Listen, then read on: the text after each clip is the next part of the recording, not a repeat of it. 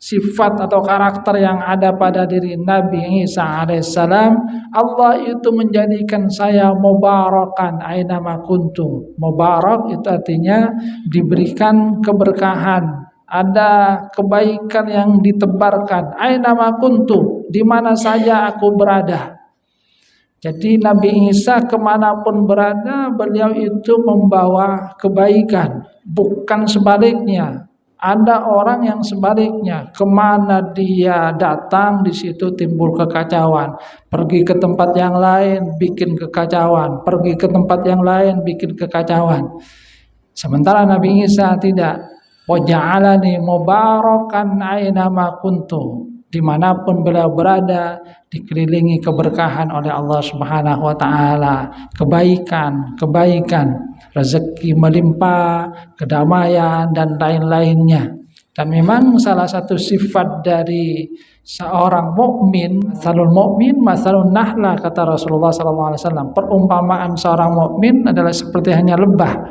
Yang salah satu sifat lebah itu, di mana saja lebah itu hinggap, dia tidak pernah mematahkan ranting. Ada kita lihat lebah hinggap, rantingnya patah, tidak ada. Lebah kalau hinggap, ya paling rantingnya berayun-ayun saja, tidak sampai patah. Itulah sifat dari mukmin. Di mana dia berada, dia tidak membuat kekacauan, dia tidak membawa kerusakan. Yang dia bawa itu adalah kedamaian, kebaikan, persatuan, dan lain-lainnya.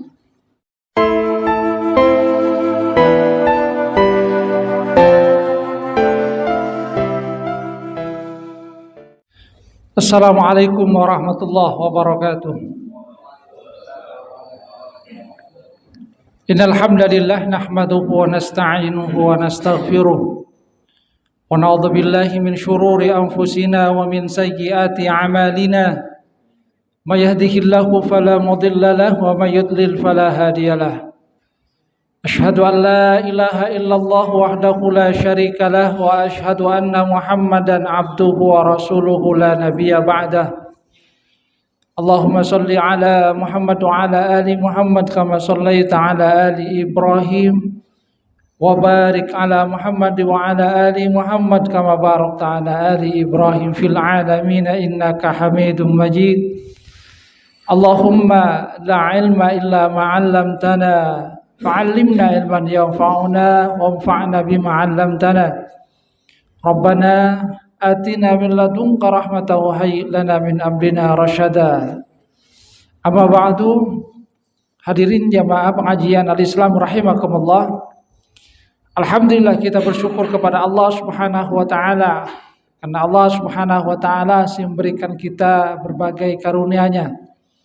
Allah Subhanahu wa taala karuniakan kita nikmat sehat sehingga kita bisa beraktivitas dengan nyaman.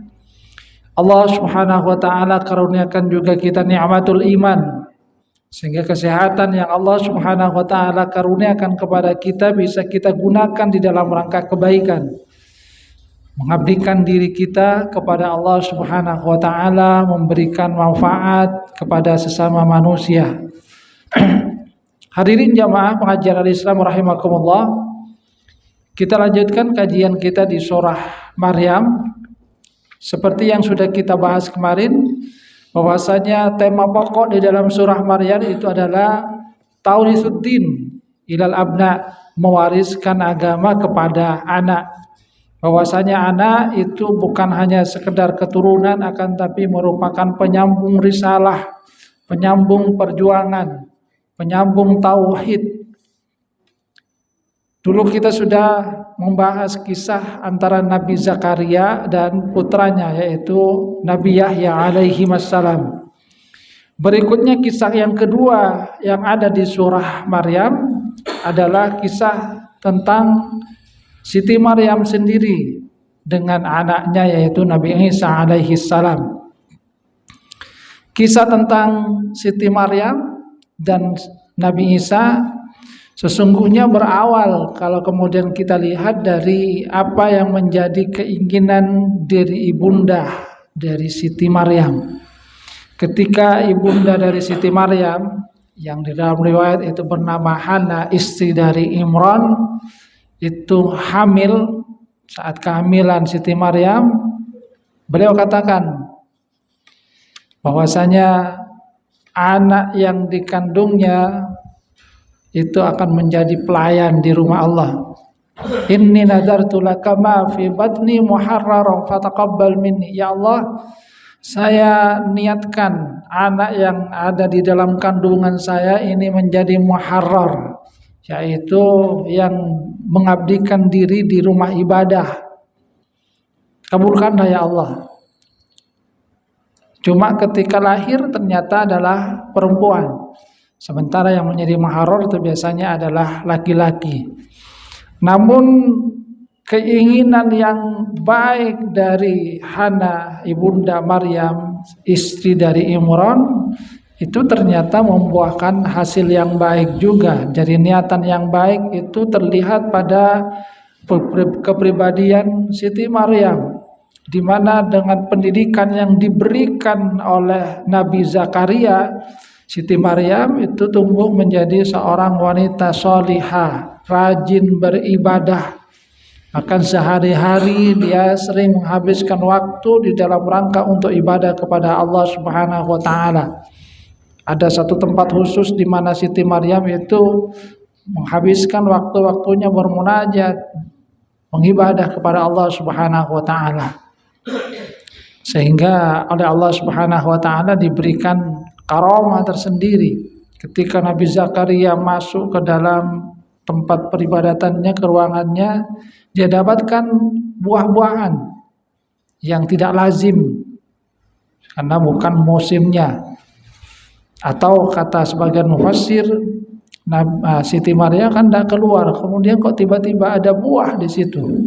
Padahal yang mengurus tentang makan minumnya itu juga kan adalah Nabi Zakaria sebagai orang yang diberikan tanggung jawab untuk mengasuh Siti Maryam. Sehingga Nabi Zakaria bertanya, "Anna laki hada?" Wahai Maryam, dari mana buah-buahan ini? Kata Siti Maryam, qalat huwa min indillah. Itu dari Allah. Satu karunia yang diberikan oleh Allah Subhanahu wa taala, yang mengisyaratkan bagaimana sesungguhnya ketaatan dari seorang hamba itu membuahkan satu karunia besar. Bagaimana Siti Maryam yang beribadah seperti itu diberikan karunia oleh Allah Subhanahu wa taala. Nah, keinginan dari Hana, ibunda Maryam, bahwasanya keturunannya itu akan menjadi pelayan di rumah ibadah, sesungguhnya nanti ini yang akan terwujud di dalam diri cucunya, yaitu Nabi Isa alaihissalam. Hanya saja memang proses dari kehamilan Siti Maryam itu berbeda dengan wanita yang biasa. Ketika Siti Maryam sedang khusyuk bermunajat, Allah Subhanahu wa taala kirimkan seorang utusan, jadi malaikat, fatamatsala laha basyarun sawiyah. Jadi Allah Subhanahu wa taala mengirimkan malaikat yang berwujud dalam bentuk seorang laki-laki. Yang ketika ada laki-laki itu kemudian Siti Maryam mengatakan, a'udzubirrahmani minka in kunta taqiyah. Saya berlindung kepada Allah yang Maha Rahman dari kamu kalau kamu memang ini bertakwa. Kata malaikat, jangan khawatir. Saya ini adalah utusan Allah Subhanahu wa taala untuk memberikan kabar kepada kamu bahwa kamu itu akan hamil. Mendengar kabar itu, Siti Maryam kemudian merasa heran. Anna yakunu li ghulam walam yamsasni bashar walam aku baghiyah. Bagaimana bisa saya ini punya anak? Saya belum disentuh laki-laki, saya akan belum menikah. Walam aku baghiyah, dan saya juga bukanlah seorang wanita pezina. Saya tidak berzina. Tapi kemudian dikatakan, qala kadzaliki qala rabbuk huwa alayya hayyin. Tuhanmu sudah berfirman itu adalah sesuatu yang mudah, karena nanti bayi yang lahir itu akan dijadikan sebagai bagian dari tanda kekuasaan Allah Subhanahu wa taala kepada manusia. Jadi kita lihat bahwa tema Taurisuddin itu sangat kental di dalam kisah-kisah dalam surah Maryam ini. Kisah antara Nabi Zakaria dengan Nabi Yahya anaknya sebagai penerus risalahnya. Kemudian kisah Siti Maryam yang berawal dari ibundanya yang memang menginginkan bahwasanya anak yang dilahirkan itu akan menjadi seorang yang mengabdikan diri di rumah ibadah. Bukan hanya sekedar anak, akan tapi memang menjadi bagian dari penerus risalah, membawa satu kebaikan. Dan itu kemudian ada pada diri Maryam dan terwujud nantinya sebagai pembawa risalah dari Allah Subhanahu wa taala pada diri Nabi Isa alaihi salam. Dan kita akan lihat bagaimana sifat-sifat dari Nabi Isa alaihi salam yang kalau kita lihat sangat bagus, yang mengisyaratkan bahwa kepribadian seperti itulah yang sesungguhnya kita harapkan ada pada diri anak-anak kita. Apa dan bagaimana kepribadian yang ada pada diri Nabi Isa alaihissalam ketika Siti Maryam itu sudah melahirkan, dan dalam kisah itu Siti Maryam itu kan pergi jauh dalam keadaan hamil. Dia juga sebagaimana manusia biasa menyatakan, seandainya saja saya ini mati sebelum ini, dan kemudian saya dilupakan oleh manusia. Tapi kata Allah Subhanahu wa taala, "Allah tahzani, qad ja'ala rabbuki tahtaki sariyah." Sudah, jangan bersedih. Allah Subhanahu wa taala memberikan kepada kamu rezeki. Ada pohon kurma, kata Allah Subhanahu wa taala, "Wa huzzi ilaiki bijid'in nakhlah tusakit ilaiki rutaban janiyah." Kamu tinggal goncangkan saja, nanti Allah Subhanahu wa taala yang akan menurunkan buah-buahannya. Padahal Siti Maryam itu dalam keadaan lemah. Pohon kurmanya itu besar itu. Tapi yang diberikan perintah oleh Allah Subhanahu wa taala itu adalah, sudah, usaha kamu adalah yang penting dorong saja, goncangkan. Yang nanti menurunkan buahnya itu adalah Allah Subhanahu wa taala. Isyaratnya juga bagi kita manusia itu yang penting adalah berusaha. Setelah usaha itu dilakukan, maka serahkan kepada Allah Subhanahu wa taala. Dan ini saya sering dapatkan pelajaran juga. Ada banyak yang kemudian dari sebagian guru yang mengutip ayat ini. Tugas kalian, katanya, itu adalah menggoncangkan saja, menggoncangkan pohon kurma sebagaimana yang dilakukan oleh Siti Maryam. Diperintahkan oleh Allah Subhanahu wa taala, "Wa huzzi ilaiki bijid'in nakhlah." Kamu goncangkan saja pohon kurma itu. Jadi walaupun beliau dalam keadaan lemah, akan tapi Allah Subhanahu wa taala kemudian menurunkan buah kurma itu.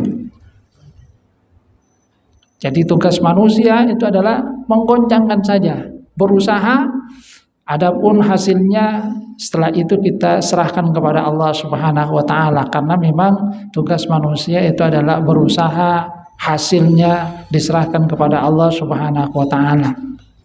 Sekecil apapun usaha kemudian kita lakukan dan kemudian kita serahkan kepada Allah Subhanahu wa taala. Nah, setelah melahirkan itulah Siti Maryam membawa anaknya kepada kaumnya. Melihat bahwasanya Siti Maryam itu membawa anak, membawa bayi, maka kaumnya itu mencemooh. Laqad ji'ti syai'an fariyah. Kamu ini melakukan perbuatan tidak baik. Gimana kamu itu kok tiba-tiba bawa anak? Kamu kan tidak kawin. Maka abuki imra'asau wa makanat ummuki baghiyah. Ayah kamu itu adalah orang-orang baik, bukan orang yang tidak baik. Ibu kamu itu juga bukan seorang pelacur. Ibu kamu itulah orang baik. Kamu kok bisa seperti ini? Karena memang proses dari kehamilan dari Siti Maryam itu tidak lazim. sehingga orang-orang itu menuduhnya bahwasanya dia itu melakukan perbuatan yang tidak baik. Akan tapi ini adalah satu tanda kekuasaan Allah Subhanahu wa taala. Sekarang ini banyak yang niru Siti Maryam ini. Tiba-tiba datang kemudian bawa anak belum kawin itu, tapi tidak sama dengan Siti Maryam. Dia tetap ada proses yang tidak benar tadi. Kalau Siti Maryam itu kan menjaga diri, melindungi kehormatan dirinya, sehingga di dalam Al-Quran Allah Subhanahu wa taala itu menjadikannya sebagai salah satu perempuan teladan itu. O Maryam ibnata Imran allati ahsanat farjaha. Maryam anak Imran yang menjaga kehormatannya. Allah Subhanahu wa taala menegaskan bahwasanya Siti Maryam itu menjaga kehormatannya, bukan berzina. Jadi kehamilan dia itu adalah satu tanda kekuasaan Allah Subhanahu wa taala. Bahwasanya Allah Subhanahu wa taala mampu untuk menjadikan anak walaupun tidak prosesnya laki-laki dan perempuan. Kata Siti Maryam ketika dituduh oleh kaumnya sebagai orang yang berbuat tidak baik, fasyarat ilaih, dia berikan isyarat kepada Nabi Isa yang itu masih ada di dalam gendongan. Sehingga orang-orang bertanya, gimana kamu? Kaifa nukallimu man kana fil mahdi sabiyya? Gimana kami mau berbicara dengan anak yang masih ada di dalam gendongan ini? Anak yang masih belum bicara, kami suruh tanya kepada dia. Tapi dengan izin Allah Subhanahu wa taala, Nabi Isa alaihissalam yang masih kecil kemudian menjawab. Disinilah kemudian tersirat sifat-sifat yang juga ada pada diri Nabi Isa alaihissalam yang nantinya akan terwujud, dan di situ juga ada isyarat bahwa kita mengharapkan anak-anak kita itu juga memiliki sifat-sifat yang ada sebagaimana yang disyaratkan oleh Allah Subhanahu wa taala pada diri Nabi Isa alaihissalam. Apa itu? Pertama, kata Nabi Isa alaihissalam, qala inni Abdullah ataniyal kitab wa ja'alani nabiyya. Nabi Isa berkata, inni Abdullah, saya ini adalah hamba Allah.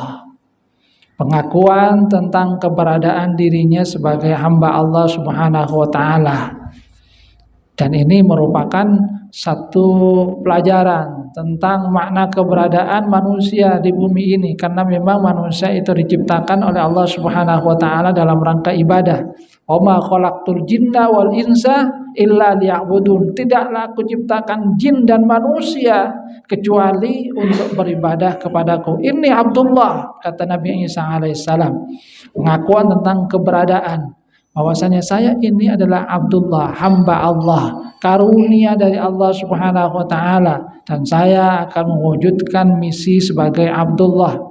Ataniyal kitab wa ja'alani nabiyya. Allah itu memberikan kepada saya karunia kitab dan menjadikan saya seorang nabi. Jadi Nabi Isa di waktu bayi diberikan oleh Allah Subhanahu wa taala kemampuan untuk berbicara, untuk menjawab apa yang dituduhkan oleh kaumnya terhadap ibunya, bahwasanya dia adalah anak zina. Kata Nabi Isa, saya adalah hamba Allah.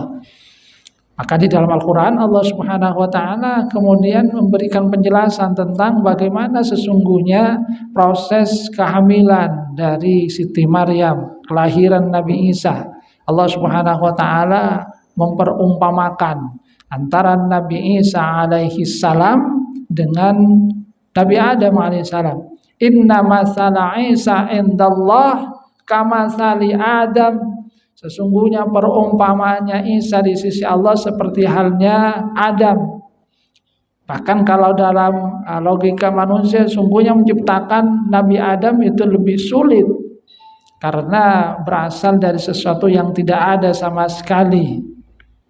Khalaqahu min turab, menciptakannya dari tanah, kemudian ditiupkan ruh. Jadi kalau Allah Subhanahu wa taala menghendaki, ya cuma kun fayakun. Allah berkata kun, maka jadilah. Bahkan penciptaan Nabi Adam itu sesuatu yang dalam logika manusia sesungguhnya lebih sulit. Tapi bagi Allah Subhanahu wa taala itu semua sama, karena tidak ada sesuatu pun yang sulit di sisi Allah Subhanahu wa taala. Yang sulit itu adalah dalam logika manusia ya. Tapi bagi Allah semuanya ya tinggal kun fayakun. Kalau Allah menghendaki ya jadi. Bahkan kalau kita lihat misalnya mukjizatnya Nabi Shalih alaihi salam, mukjizatnya Nabi Shalih itu kan unta. Unta itu lahirnya dari mana? Lahirnya dari batu itu. Karena untuk mengimbangi keahlian dari kaumnya. Kaumnya itu kan adalah kaum pemahat. Kalau mereka membuat patung itu mirip dengan aslinya. Membuat patung unta misalnya, maka untanya itu hampir mirip karena keahlian mereka yang begitu baik. Nah, oleh Allah Subhanahu wa taala diberikan mukjizat. Mukjizatnya ya dari batu, seperti halnya kaumnya yang biasa memahat batu itu. Tapi yang diberikan oleh Allah Subhanahu wa taala kepada Nabi Shalih itu benar-benar jadi unta. Kalau yang kaumnya mahat batu ya tetap jadi batu, tidak ada nyawanya. Tapi yang diberikan oleh Allah Subhanahu wa taala kepada Nabi Shalih dari unta, dari batu itu jadilah unta beneran. Yang hidup, yang juga minum. Jadi menjadi seperti hanya biasa. Dan itu sekali lagi adalah sesuatu yang mudah bagi Allah Subhanahu wa taala. Kalau dari bayi manusia bagaimana bisa itu dari batu lahir unta. Jadi kalau kemudian ditanya nanti binatang apa yang tidak punya induk itu, ya untanya Nabi Shalih. Tidak ada itu induknya karena kemudian diciptakan oleh Allah Subhanahu wa taala dari batu. Kalau Allah itu menghendaki itu adalah sesuatu yang mudah. Logika manusia saja yang kemudian menjadikan itu sukar. Hadirin jamaah rahimakumullah, qala ini Abdullah atani alkitab wa ja'alani nabiyya. Allah menjadikan aku sebagai nabi. Jadi di sini apa yang menjadi keinginan dari neneknya Hana waktu dia menadarkan anaknya menjadi pelayan di rumah ibadah, sebagai penerus risalah, sebagai orang yang bermanfaat terhadap sesama, penerus kalimat tauhid. Ini yang kemudian terwujud pada diri cucunya Nabiullah Isa alaihissalam. Karena Nabi Isa dijadikan oleh Allah sebagai nabi, sebagai rasul utusan Allah Subhanahu wa taala, bahkan juga oleh Allah Subhanahu wa taala diberikan karunia kitab, yaitu kitab Injil. Ataniyal kitab wa ja'alani nabiyya wa ja'alani mubarakan ainama kuntu. Dan berikutnya sifat atau karakter yang ada pada diri Nabi Isa alaihissalam, Allah itu menjadikan saya mubarakan ainama kuntu. Mubarak itu artinya diberikan keberkahan, ada kebaikan yang ditebarkan. Ainama kuntu, di mana saja aku berada. Jadi Nabi Isa kemanapun berada, beliau itu membawa kebaikan, bukan sebaliknya. Ada orang yang sebaliknya, kemana dia datang di situ timbul kekacauan. Pergi ke tempat yang lain bikin kekacauan, pergi ke tempat yang lain bikin kekacauan. Sementara Nabi Isa tidak. Wa ja'alani mubarakan ainama kuntu. Dimanapun beliau berada, dikelilingi keberkahan oleh Allah Subhanahu wa taala, kebaikan, rezeki melimpah, kedamaian dan lain-lainnya. Itu adalah barokah, kebaikan. Dan memang salah satu sifat dari seorang mukmin itu kan pada diri An-Nahl lebah itu, masalul mukmin masalun nahla, kata Rasulullah SAW. Perumpamaan seorang mukmin adalah seperti hanya lebah, yang salah satu sifat lebah itu di mana saja lebah itu hinggap, dia tidak pernah mematahkan ranting. Anda ada kita lihat lebah hinggap rantingnya patah, tidak ada. Lebah kalau hinggap ya paling rantingnya berayun-ayun saja, tidak sampai patah. Itulah sifat dari mukmin. Di mana dia berada, dia tidak membuat kekacauan, dia tidak membawa kerusakan. Yang dia bawa itu adalah kedamaian, kebaikan, persatuan dan lain-lainnya. Wa ja'alani mubarakan aina ma kuntu wa awsani bis salati waz zakati ma dumtu hayya wa barram biwalidati wa lam yaj'alni jabbaran syaqiyya. Dan kemudian kata Nabi Isa, Allah itu memberikan wasiat kepada saya. Apa wasiatnya? Supaya mendirikan sholat, supaya menunaikan zakat, serta berbakti kepada ibunya. Yang dari ini kemudian tersirat. Jadi tersirat, kenapa mendapatkan keberkahan itu?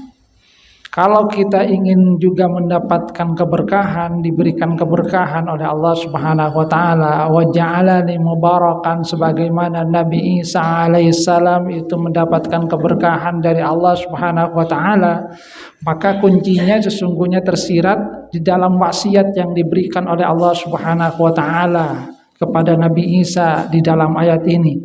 Apa itu? Supaya hidup kita itu diberikan keberkahan oleh Allah Subhanahu wa taala. Pertama adalah sebagaimana yang diwasiatkan oleh Allah Subhanahu wa taala kepada Nabi Isa alaihissalam. Awsani bis shalah. Dirikan salat. Jadi pertama, dirikanlah salat.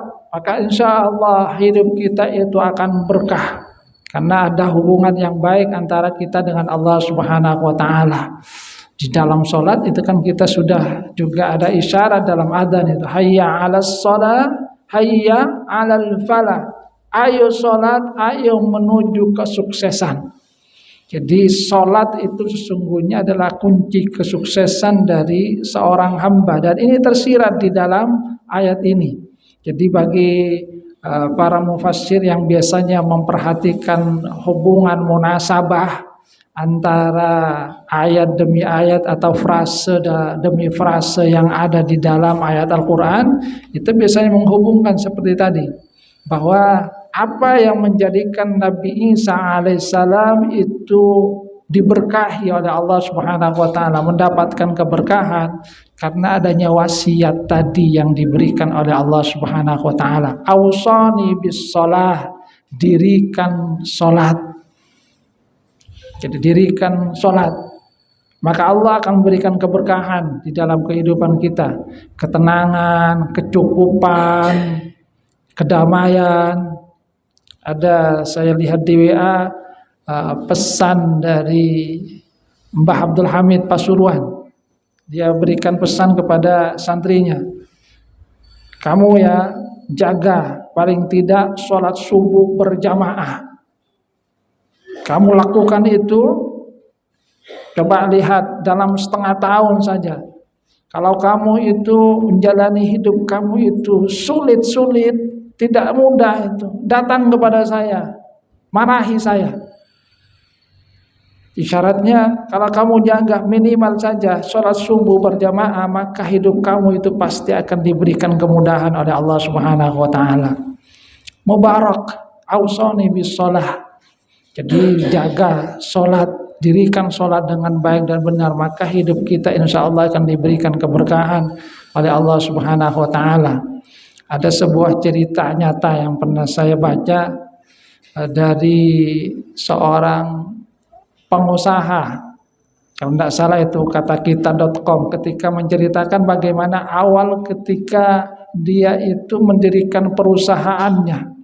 Saat mendirikan perusahaannya dia ada di Yogyakarta, sementara dia mencoba untuk mencari klien yang ada di Jakarta. Dia janji dengan 3 orang kliennya, hubungan bisnis.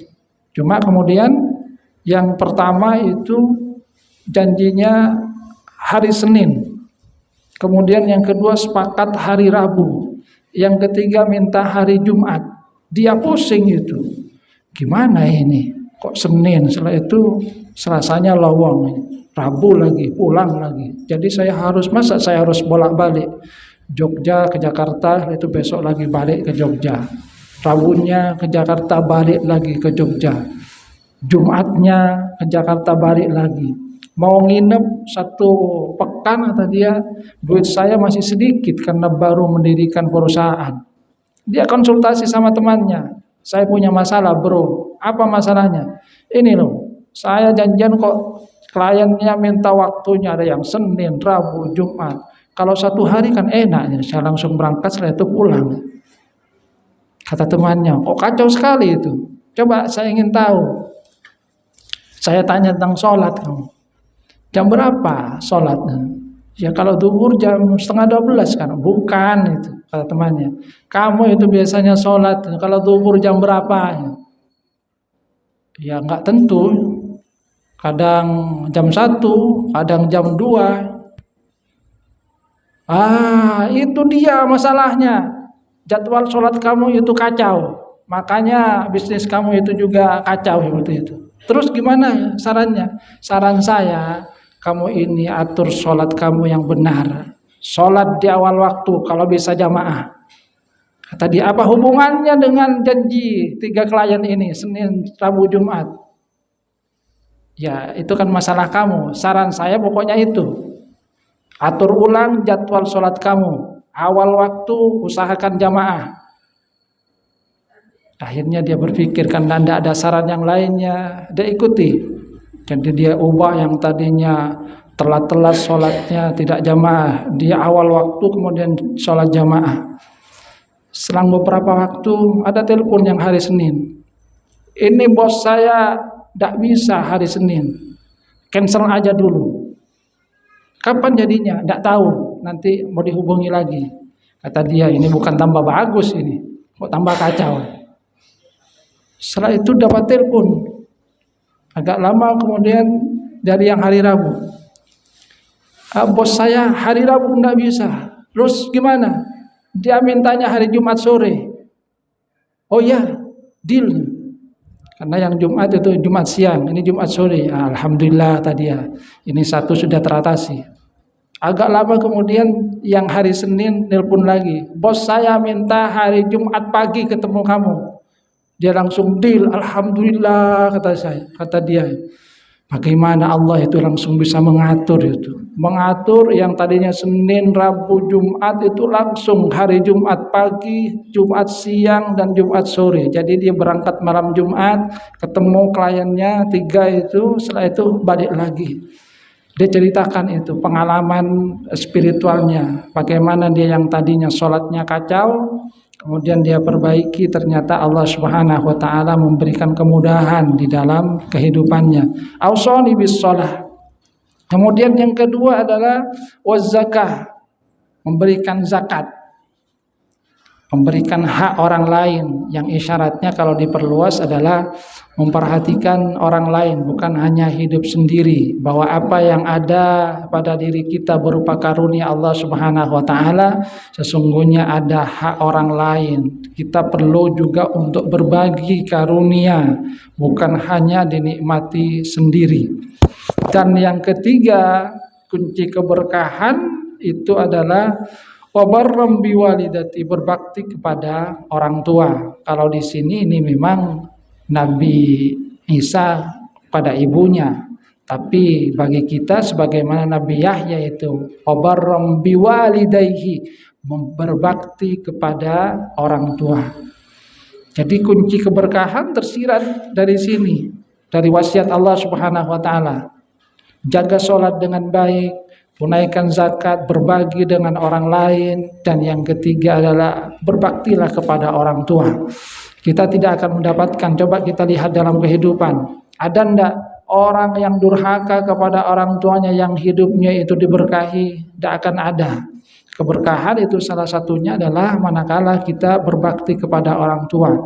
Karena disitulah ridha Allah Subhanahu wa taala akan datang, ridha Allah fi ridhal walidain. Wa barram biwalidati wa lam yaj'alni jabbaran syaqiyah, dan tidak menjadikan saya itu sombong dan juga celaka. Jadi sifat berikutnya adalah tidak sombong, tidak juga kemudian sewenang-wenang, tidak juga kemudian berbuat hal-hal yang mencelakakan dirinya. Dan terakhir adalah wassalamu alayya yauma wulidtu wa yauma amutu wa yauma ub'atsu hayya. Dan kedamaian diberikan kepadaku saat saya ini dilahirkan, saat meninggal, dan nanti pada saat dibangkitkan oleh Allah Subhanahu wa taala. Keselamatan. Artinya di dalam ucapan ini kemudian juga tersirat sifat yang kita harapkan ada pada diri kita, anak kita, yaitu lahir dalam keadaan selamat. Alhamdulillah kita syukuri, tapi perjalanan hidup itu diharapkan akan terus berlangsung dengan keselamatan itu, sehingga ketika meninggal dunia itu juga selamat, dalam artian husnul khotimah setelah berbagi dengan orang lain. Ketika lahir bayinya menangis, orang itu gembira, maka saat meninggal itu kata ulama usahakan dibalik. Kita yang tersenyum, orang yang menangis, bukan sama. Orang kemudian gembira, alhamdulillah, bengkala orang roh. Itu yang tidak diharapkan. Jadi bukan kemudian sama seperti awal. Orang lain merasa sedih kehilangan kita karena kebaikan-kebaikan yang ditebarkan, sementara kita tersenyum karena membawa keimanan kepada Allah Subhanahu wa taala. Dan yang paling penting tadi, wassalamu alayya yauma wulidtu wa yauma amutu wa yauma ub'atsu hayya.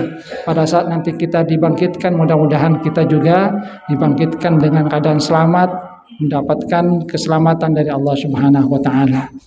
Ini saja yang dapat saya sampaikan, kurang lebihnya mohon maaf. Mudah-mudahan banyak manfaatnya. Wabillahi taufiq wal hidayah wa ridha wal inayah. Wassalamualaikum warahmatullahi wabarakatuh.